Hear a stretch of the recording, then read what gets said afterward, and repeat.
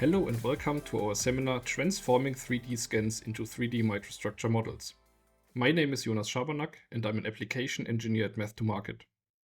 Today I will show you how to import, process and segment your 3D image datasets.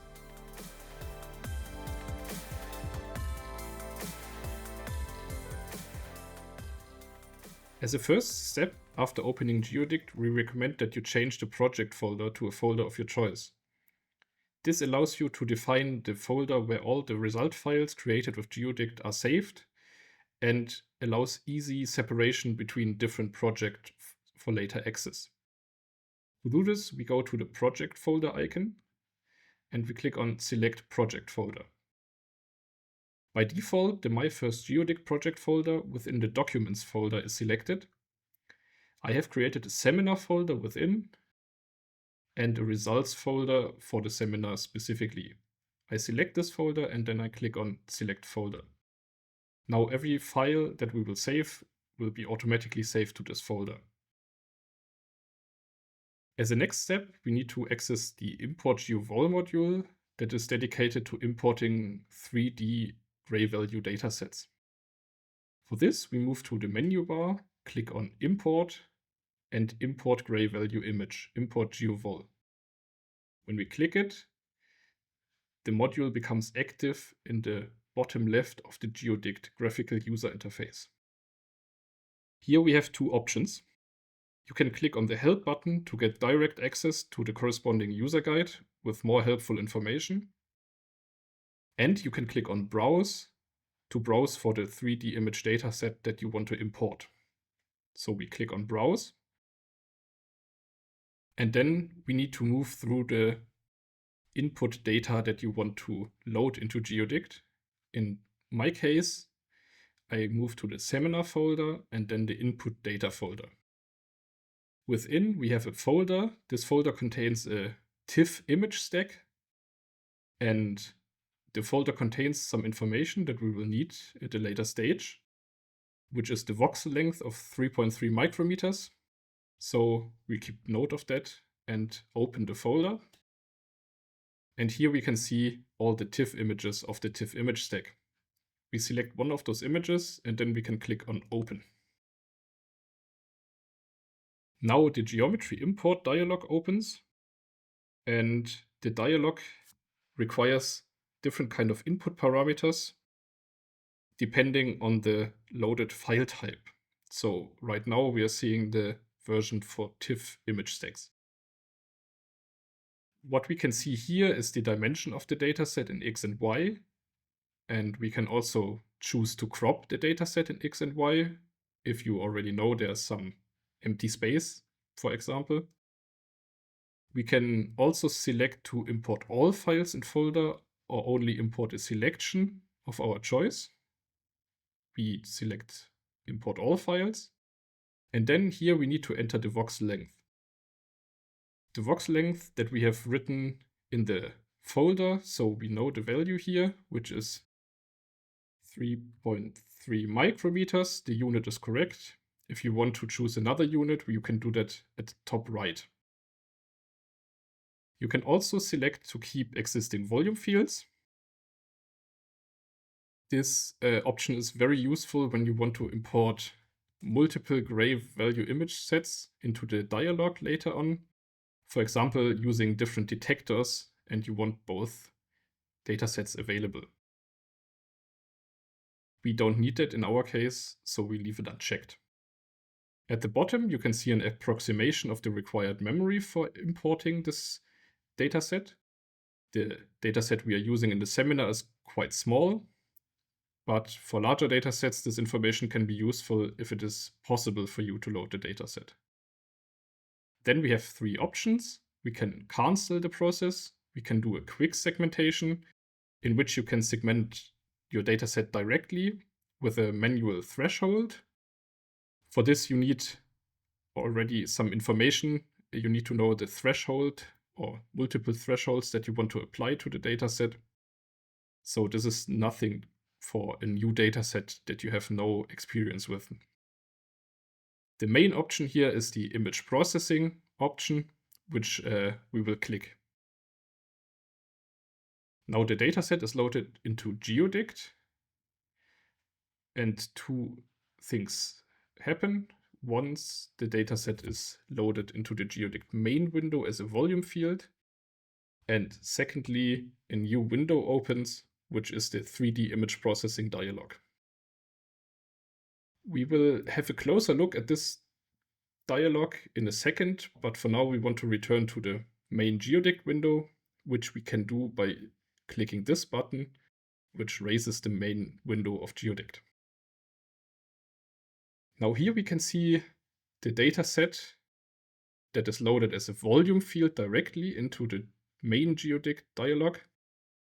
And we can also have a look in 3D when we go up here and click on the 3D view option. And now the dataset is displayed in 3 dimensions. We can rotate it, look at it from different directions. And this gives us an easy first impression on how our dataset looks.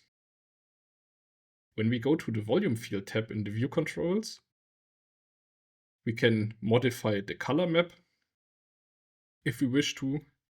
And what is also a very helpful function is using the thresholding for the gray values. By moving this slider here, I can filter out darker voxels in our structure and separate the fibers from the darker material in between the fibers very easily and get a first impression on the structure. For example, basically doing a primitive segmentation that we will do in more detail later for a good structure generation. So for the next step, we want to look at the 3D image processing dialog. So we return to this dialog. The 3D image processing dialog consists of multiple sections.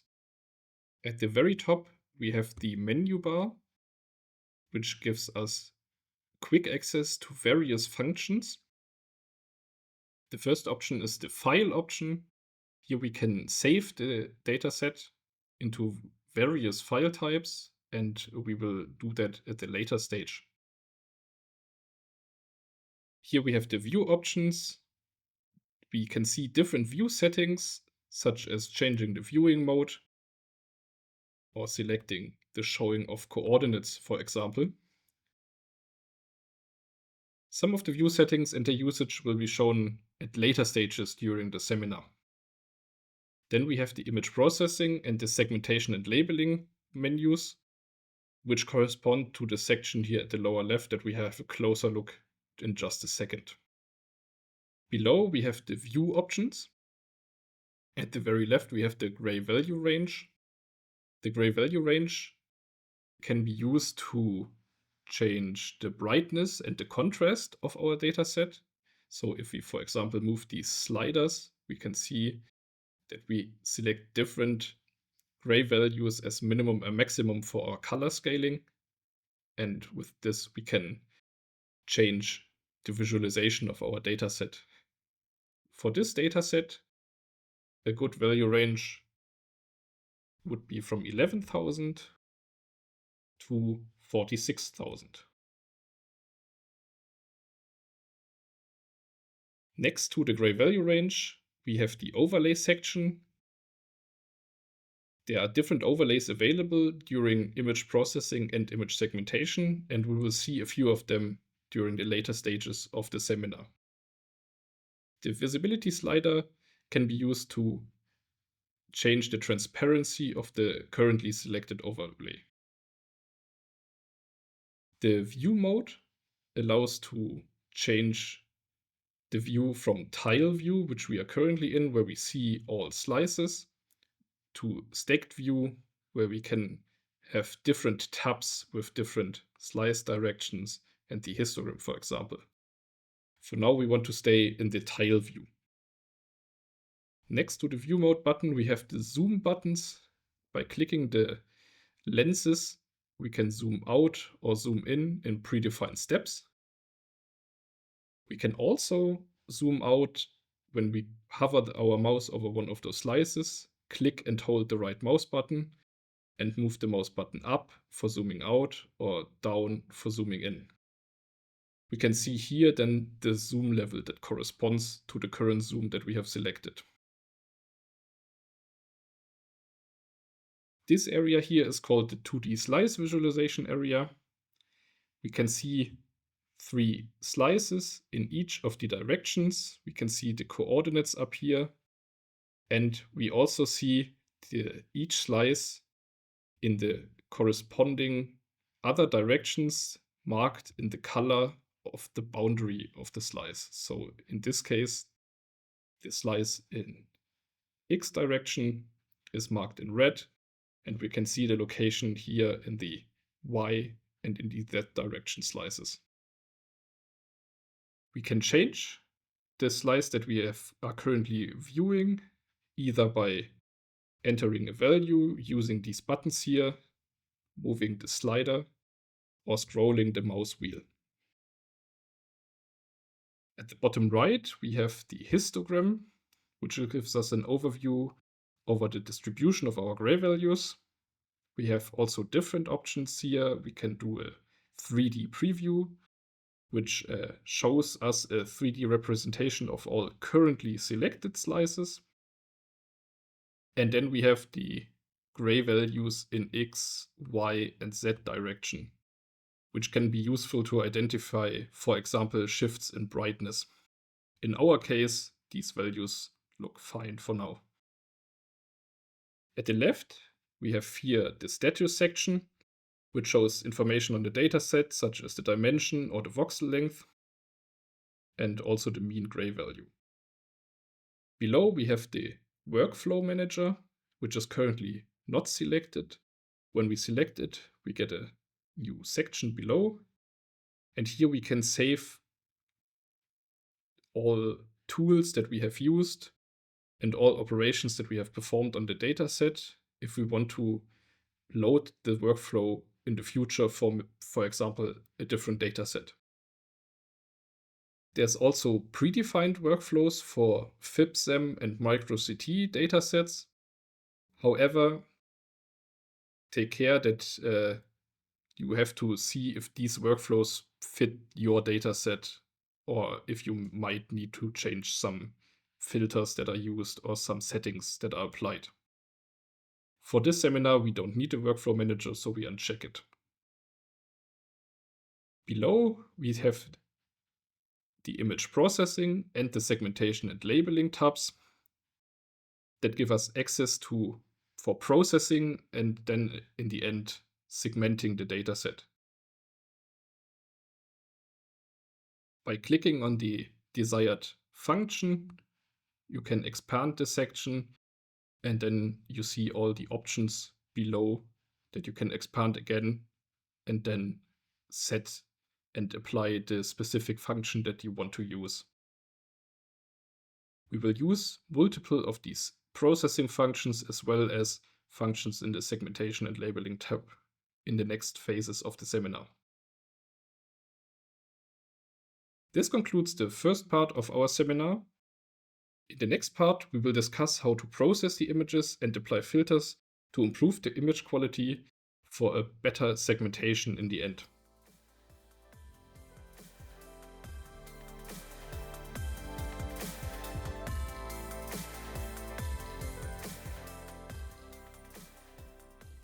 Welcome to the second part of our seminar, Transforming 3D Scans into 3D Microstructure Models. In this part, we will learn how to process and filter our image datasets. For processing the image datasets, we have multiple tools available in GeoDict. For example, we can change the image size, the alignment of the images, or modify the gray values. As a first step, it is often necessary to crop your dataset because your CT measurement contains empty space around the dataset that does not provide any information. For our dataset, we can see this very well if we return to the main GeoDict window and have a look around and see that the lower Y slices in our dataset are completely dark and do not contain any sample material. So to crop this, we return to the processing dialog and we go to the image size option and then the crop option. When we click in the crop option, we activate the crop overlay. The crop overlay consists of this yellow box around our sample, which indicates the current selection for the cropping operation. We can now select the area that we want to crop in all three directions, X, Y, and Z, and have multiple options how to do this. We can enter a value. We can click on the buttons to increase the value. We can use these sliders, and when we use these sliders, we can see the yellow box moving. The third option is to directly control the yellow box in this 2D slice visualization area by hovering our mouse over it, clicking the left mouse button, and then moving it in the direction that we want to move it. In our case, we want to only crop the Y direction, so I will move this back to the very top. And then I will go to this slice here where we can see the empty space very well and control this box. A nice value to crop in this case, for example, would be slice 50. So I select this, go back to our section here at the left, and then click the apply button. Now the area is cropped and we have a new image size. Now that we have performed a processing step, it is recommended that you save your dataset in case you want to return to this step at a later stage. To do this, we go to the File menu option and then click on Save as 3D Image. Here you can select a variety of different file formats for saving your 3D image dataset. The Geodict raw data file is very efficient for loading and also contains a lot of information such as the voxel length directly. Then you click on Save 3D Image and the Windows Explorer opens. And in here you can now enter a file name. In our case, I want to name it seminar and then _crop, so I remember what is contained. And then I can click on Save. Now the file is saved, and with the file, there's also a Geodict result file which contains information on the process that we have done, so which cropping settings we have used, that you can later redo these steps in case you want to. Another tool that I would like to highlight during the seminar is the Straighten tool, which is very helpful for straightening out warped data sets. To show this feature, I will quickly switch to a different data set that requires this processing step.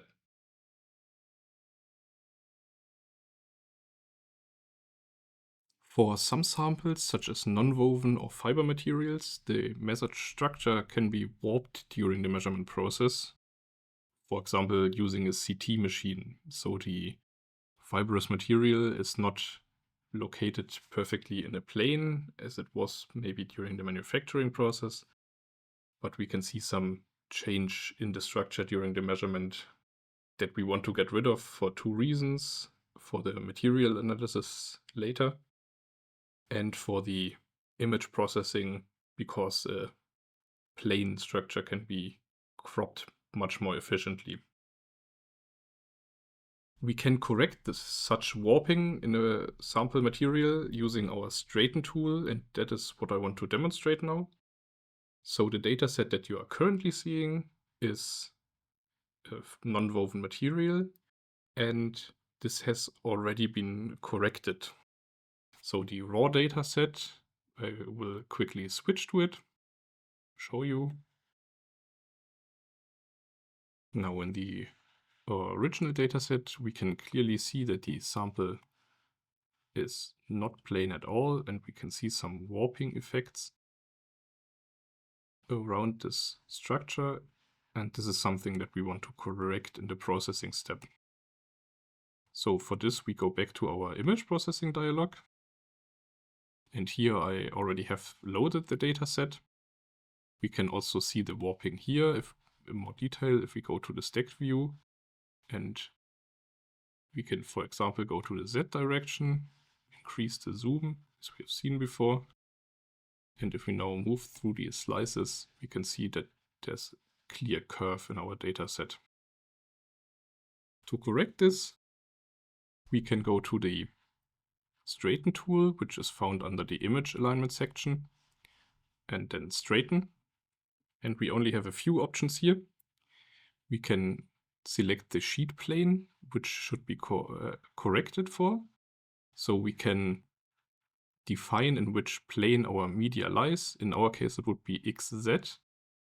But we can also leave it as auto, and then the software will automatically recognize which is the main orientation plane of the surface.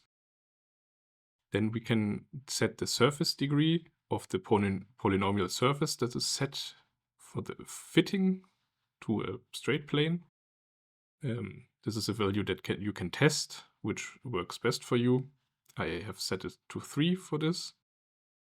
And then we can also set an automatic threshold or a manual threshold. For the structure generation during the straightening, usually you can leave it as automatic, which works quite well. And after you've set these values, you can just click Apply and then wait a few seconds, and this structure will be corrected to be located in one plane.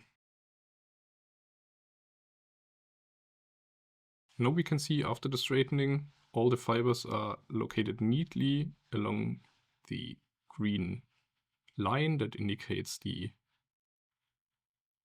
Y direction plane. And if we move through the slices, we can see that this works for all slices in our dataset. We can also see this in the Y direction plane, where we now have all the fibers located in one plane, and we have some empty space above and below. If we return to the main GeoDict window, we can then also see this in the volume field. We now have a cropped value number 2 dataset. And now if we set a corresponding threshold value, as we have seen before, we can have a nice view of the structure that we will obtain after the segmentation, which is now oriented in a plane. And we can also now try to crop a bit more of the dataset above and below our plane to reduce the size of the dataset, which only contains empty voxels in this case. So the Straighten tool is very useful depending on the dataset that you are working with, and can help you to crop more precisely and also correct some artifacts that are generated only by the measurement later on. To continue with the seminar, I will now return to our main seminar dataset and show you how to apply a filter to improve the image quality of your dataset. In GeoDict, we have a large variety of filters available to improve the quality of your images for the later segmentation. This can remove artifacts from your measurement or noise in your data, for example. Some filters specifically address artifacts from certain measurement techniques, such as micro-CT, which we can see down here, or FibSem measurements. A filter that we want to apply to our dataset is the non-local means filter, which we can access under Image Filters. And then the first option is the non-local means filter. The non-local means filter is a powerful tool to reduce noise and is useful for many datasets. This filter is controlled by 3 parameters: the patch radius, which determines the size of regions that are compared, the search window radius, which determines the neighborhood around each voxel for which the regions are compared, and the amount of smoothing is controlled by the filter strength. To find the ideal set of parameters, you can use the preview function instead of applying the filter directly, and Clicking this preview button opens a new window, which is called the parameter gallery. We can expand this window, and then we have a few different options to the left of the window. At the top, you can control the gray value range, similar to what we see in the main 3D processing dialog. And we will use the same values as before from 11,000 to 46,000 to get the same impression of our dataset. Below, we have information on the threshold.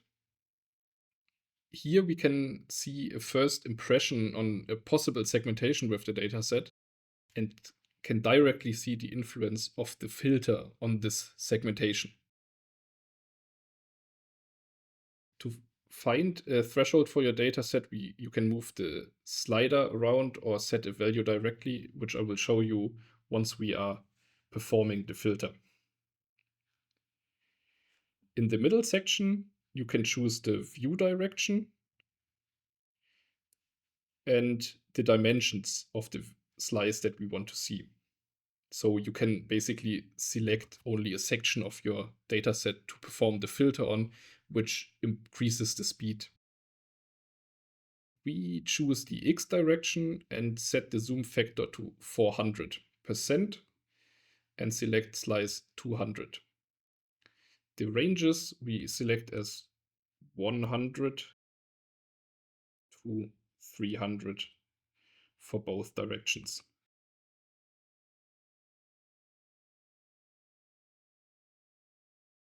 And now at the very bottom of the settings, we have the parameters for our NLM filter. At the top, we can select the parameter that we want to vary. So we can select the patch radius, the window radius, the strength, and in case of very noisy datasets, we can also apply a pre-filter. For the patch radius, we can now, because we have selected as a varying parameter, we can select the first value for the patch radius that we want to apply and the last value. So we want to see what the default value of 1 does, and maybe we want to see the change up to 3. Now we can click on Create Update Preview to see what the filter does to the selected slice. This takes a second to perform the filter on with all 3 different settings. And now we can see the original image at the very left. And then after applying the filter with a patch radius of 1, 2, and 3. We can see that the image gets quite blurry when the patch radius is rather large. So a patch radius of 1 is sufficient. Then we move to the next parameter, the window radius, and vary it from 1 to 4, with the default value being 3. We click Create Update Preview again, and the filter is performed. And here we can see that a window radius of 1 leaves quite a lot of noise in our dataset. So we might want to use a higher value. Larger values again lead to blurriness in the gray values, and we cannot see the boundaries between the fibers and this matrix material in between the fibers very well. So we can go for a value of 2, for example. Then the last parameter that we want to vary is the strength. We want to enter the value of 2 for the window radius, so we keep it. And the strength works a little bit different than the patch radius. Here we can also define the step that we want to do. So basically how many steps we want to do between the first and the last value. We vary the strength from 0.5 as last value, which is the default value, and we start with a value of 0.1. And we leave the threshold step as 0.1. we'll click on Create Uptree Preview, and then we can see the influence of the strength parameter, which also increases blurriness a little bit. And here we can now test the thresholding. To do this, we have to go to the threshold section up here.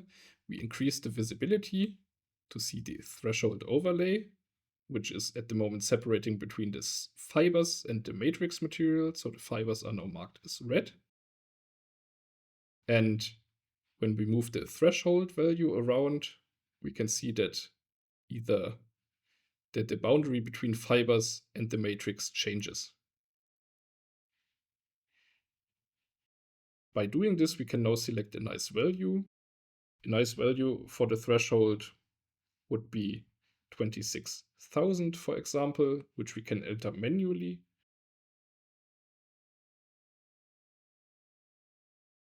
And now when we move through these slices, we can see the impact of the filter on the segmentation. For example, this particle here, this fiber cross-section, is segmented as fiber here, but due to increased filtering, it's not segmented here. So for our case, we want to select 0.1 as strength because it is sufficient. We can decrease the threshold visibility again to see the data set.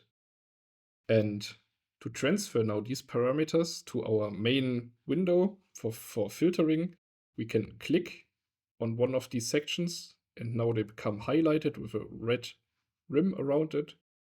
And now when we close the parameter gallery, the parameters that we have selected are directly transferred here. And then we can just click Apply. And now the whole data set is filtered, which we can see in the slices in all directions, where we have reduced noise now. This dataset is now ready for segmentation because the image quality was quite good initially as well. And we will move on to this in the next part of our seminar. With this, I want to conclude the second part of the seminar. And in the next part, I will show you how to segment the image using manual thresholding as well as our AI methods.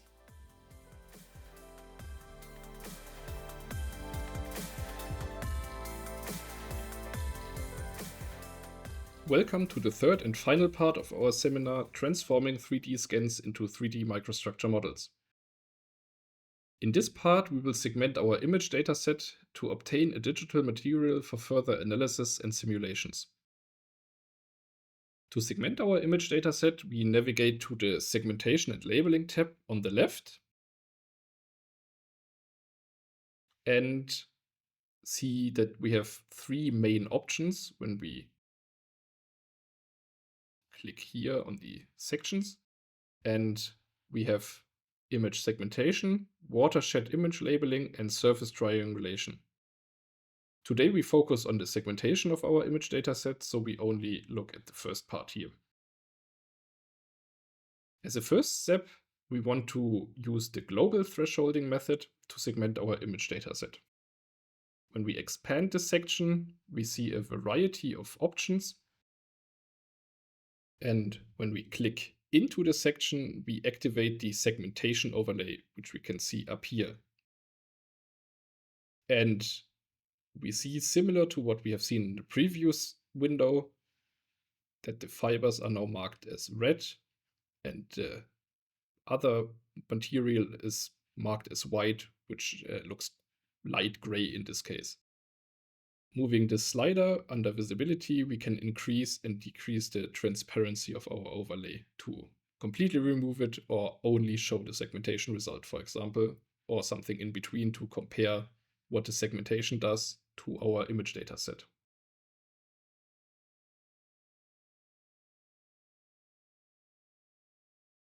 We can also, in the overlay section, when we increase the visibility again, activate the outline function, where we only see the boundaries between the two faces in this case at the moment, which allows for an easy identification of the fibers, for example, if the fiber outlines are very well represented, which we can also see very well in the cross-section here.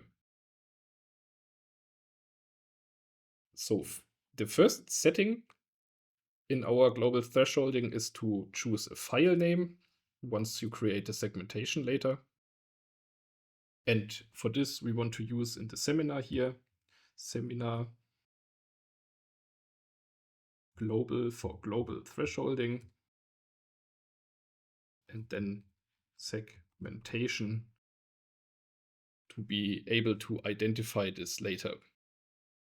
Then we can select the segmentation mode. We need multiple thresholds in our data set, which we can see when we zoom in a little bit closer. For example, we can change the view mode to have a better zoom option.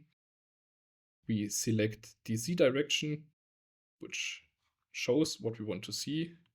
We zoom in, and we can see at the bottom here that we have quite a lot of pores in parts of the sample which show up in a dark gray to black color compared to the rest of the material. We can see that this is the lower part of the Y direction, so we can also switch to the Y direction tab and move to high slice numbers, where we can see these pores between the fibers. Therefore, we have three different materials: fibers, matrix, and pores, and we need more than one threshold, so we change to multiple thresholds. Now we can, when we expand the section also a little bit to the right to read all the tags, we can set the number of thresholds, which is in our case 2. And then we have different options how to set the threshold method. We have Otsu and k-means, which when we increase the segmentation overlay again, now we can see that we have three phases in white, green, and red. And k-means and Otsu automatically determine the threshold based on the gray value distribution in our dataset. For this dataset, these are not very suitable, whereas we can see from the overlay, when we look at k-means and Otsu, we can see, when we can also zoom in a little bit, that the segmentation separates the outer rim of the fibers from the inner part of the fibers, but not the pores from the matrix. So since this is not working, we need to go to manual thresholds. When you activate this option, you can move the threshold values around, which is not possible. Once you select Otsu, this becomes grayed out. So we go to manual, and then we can manually change these threshold values to change the segmentation between pores and matrix material for threshold number 1, and between fibers and matrix material for threshold number 2. So we can do this by zooming in a little bit and then moving the slider around to find a good value to separate between pores and matrix material. And in this case, I have prepared some values, which is 17,000. Works quite well to separate the pores from the matrix material, and to separate the matrix material into fibers, 26,000. The value that we have used before works quite well. You can also see now the volume fraction of each material, the pores, the matrix material, and the fibers below the corresponding material ID. You can also change the definition. So you can already, if you know the material of your fibers, for example, you could click on this and then select the material of your fibers. You can also do this later once you have segmented the structure. Now that we have nice settings for our thresholds, we can click on Create Segmentation. Create Segmentation creates a Geodict result file where we can see the image processing steps that we have done by cropping, saving, and filtering the image dataset. And we can see the result of the segmentation. When we click here on the Raise Main Geodict window button, we can go back to the main Geodict window, where we can see now that we have a structure loaded as well. We can deselect the volume field because we don't want to see it at the moment. We only want to see the segmented structure. And when we go to the segmented structure, we can see that we have the fibers in green, the matrix in red, and when we open the color and visibility settings here on the right, we can see that the pores are currently not marked as visible. To see the pores, we can, for example, make the matrix invisible and make the pores visible and change the color, for example, to gray. And now we can see that we have the pores here at the higher Y values in our structure predominantly. We can also change around the camera settings a little bit to show, for example, outlines, halo, and shadows for a more beautiful overview of the sample. Now, we can also segment the structure by using one of our AI methods. This can lead to improved results, especially for more complex structures. And for this, we want to return to the image processing dialog. So we minimize these windows and return to the image processing dialog.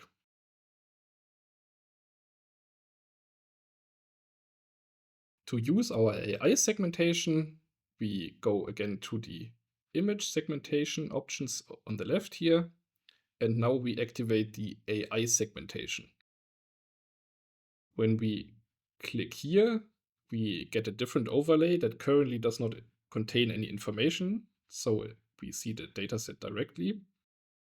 We again have to set a result file name, which in this case we call again seminar. And we call it, instead of global AI, and we call it segmentation again. Below, we have multiple AI methods available. Boosted Tree and Random Forest are fast AI models that require little training data, but they are limited in learning and are most useful for simple structures. And the UNet 2D and 3D are more computationally expensive. They require a lot of training data, but they are also able to learn more about the structure and then can be used to segment more complex structure types. For our case, the dataset is quite simple, so we use Boosted Tree. Then we have settings for the AI models. By clicking on this gear, we can set the settings for the AI model. You get more information on these parameters in our user guide for this dataset and also quite a lot of applications. The default values provide a very good basis and are sufficient. So we leave them as is and click OK. Now, again, similar to the global thresholding, we need to change the number of materials to 3 to separate between pore, matrix, and fibers. Before we can start to train our AI model, we need to provide some training data. To provide training data, we need to label our dataset.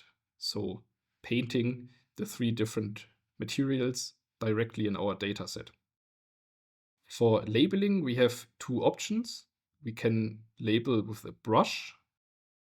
And to do this, we select one of the materials by clicking this option here to the right of the material. And then we switch from the navigation mode, which we are currently in, where we can move around and zoom in and out of the dataset. to the painting mode. When we click this and select one of the materials, and now we move our mouse over, we see that we now have a paint brush, which allows us to label the data set. The brush size at the moment is quite large for the data set, so we need to decrease this value here, for example, to a value of 5. Now we can see that the brush size decreased, and this allows us to label the data set more precisely. And for example, we can go to an area over here and label it. And now we can see that the AI label overlay that is active here, when we increase the visibility, we can see now this part is labeled as material 2, which we want to for the matrix material. The other function that is very helpful for labeling is the Magic Brush tool. The Magic Brush is a feature that analyzes the scan on clusters and creates areas to label by selecting one of these clusters of similar gray values.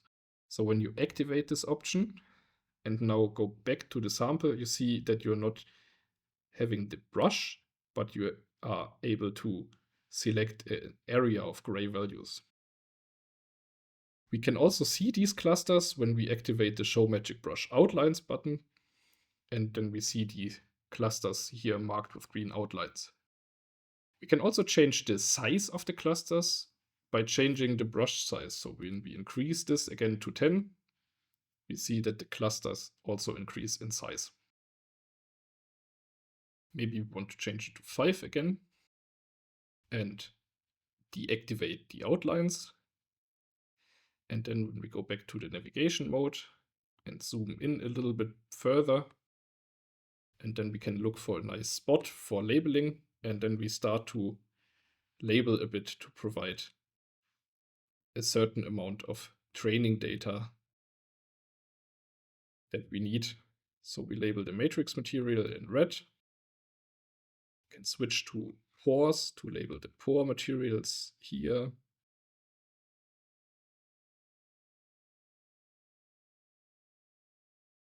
For example, here. And then we switch to the fibers to label the fiber material. And now we have basically to decide where is the boundary between our materials, what voxel belongs to what material. You can also basically keep the left mouse button down and move your mouse around to label. It's also can also be a helpful feature for you. You can also check the number of voxels that you have labeled, because a new tab appeared here at the very top in our view mode in the stacked view. In the tile view, it's down here. In the stacked view, we can go to the AI label data here, and then we can see the number of voxels of each material that we have labeled. So we go back to our labeling effort and label a little bit more. And when we are happy with labeling, we can go down here to our train button.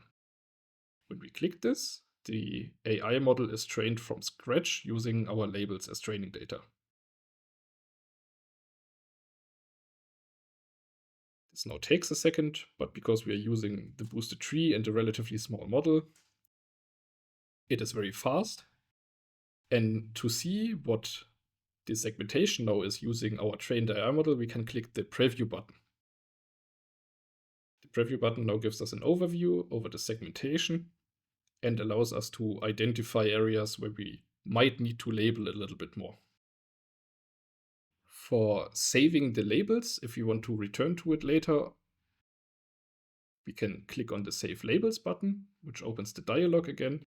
And then we can select, for example, the name seminar_label and save them. We can also save the AI model that we have now trained by clicking the Save Model button, and then we call it Seminar AI.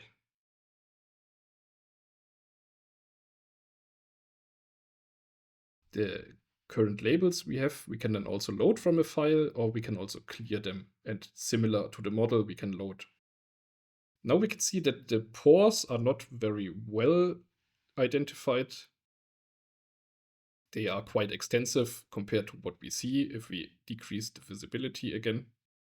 And to more precisely identify areas where we want to relabel, we can click on the mixed overlay. The mixed overlay gives us, if we increase the visibility a little bit again, an overview over the areas that we have labeled in a darker red color, for example, here, and the area that the AI model now segments as matrix material in this case in a brighter red color. So we can identify areas that we want to relabel. For example, this area here, when we switch to the matrix material here and again in the painting mode, this area here is identified as pore, but I would say it's more matrix material. The magic brush does not define the cluster very well here, so I switch to the brush and then increase the visibility again a little bit and then paint over this. And we can do similar things. For example, over here, if we say this is matrix material, and maybe also over here. And then we have to see if the fibers are separated well from the matrix material, but this seems to be the case. And then we can also maybe label here a little bit more the matrix material. Increase the visibility again, we can see that we have labeled this now. So now that we have provided more training data, we can either start to train the model over from scratch without any prior information, or we can continue training the model that we have already trained with the new data. So we click this button and have improved the model. We can click on the preview again, and now we can see that it changed a little bit, and the pores are not segmented as extensively. If you are happy with the segmentation, by using the preview function, you can click on Create Segmentation to apply the AI model to the whole sample to segment it.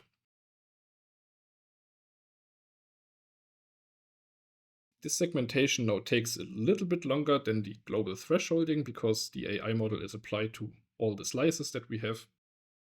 But since the dataset is relatively small and the AI model is using the boosted tree function, this segmentation is also quite quick. After the segmentation is finished, we again obtain a geodict result file. The geodict result file contains the name that we have set during the segmentation. And we can see the application of the image processing steps here listed in this file. So the image size changes, the filtering, and then also this training of our segmentation model, and then finally the segmentation. To continue, we go back to the main geodict window, using this button, for example, and we can see that the segmented structure is now loaded. We can, for example, disable the matrix material in red again to only see the pores and the fibers. And we can see that we obtain a very similar result to the global thresholding. So the AI model worked quite well with very minimal training data in this case. This structure is relatively simple, so both methods, global thresholding and DAI segmentation, work quite well. For more complex structures where you have very similar gray values for different materials and very complex shapes, it is usually much better to use the AI segmentation. The global thresholding often doesn't work at all in these cases, so you will get a good result using the AI segmentation only. Now in both cases we end up with the structure here that we have segmented from our image dataset. With this structure, we can now do a multitude of things with GeoDict. We can, for example, in our case here, run FiberFind to identify fibers, get their orientation, their diameters, and many more parameters. And we could do some mechanical simulations to obtain mechanical properties of the sample, and many, many more modules that provide other information on this data set. With this, I would like to thank you for following our seminar series. You can find more introductory tutorials for GeoDict on our website at math2market.com or on our Math2Market YouTube channel.